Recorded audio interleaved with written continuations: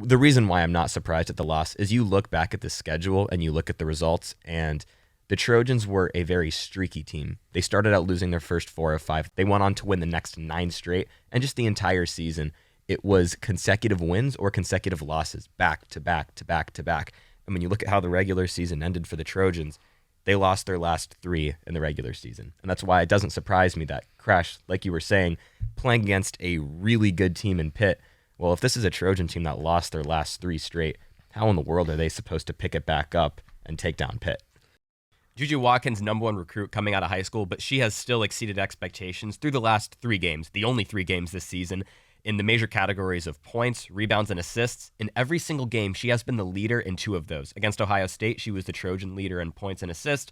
And then the last 2 games, last week against Florida Gulf Coast and Lemoyne, she was the Trojan leader in points and rebounds. She's just been absolutely amazing, and they're going to need her heading into late December through early February, where, like you said, Terrence, the Pac-12 is amazing at women's hoops. From December 30th to February 2nd, the Trojans play, currently as it stands, number 3 UCLA, then number 3 UCLA again, then number 4 Utah, number 5 Colorado, number 24 Washington State, and number 6 Stanford.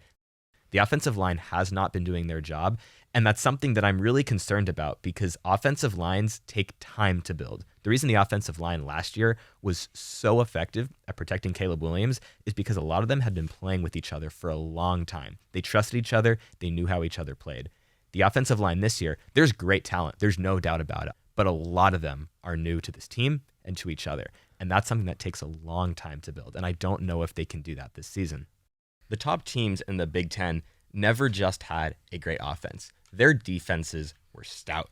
You talk about teams like Michigan, talk about teams like Ohio State.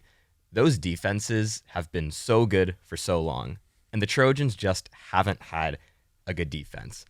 But I am a little upset about this whole conference move because, I mean, women's basketball, the Pac-12 is amazing. I would love to see the Trojans keep playing all of these Pac-12 squads. And women's soccer, a lot of these Pac-12 soccer teams are great. And then, of course, you've got a lot of like West Coast sports, like water polo, like volleyball, especially beach volleyball.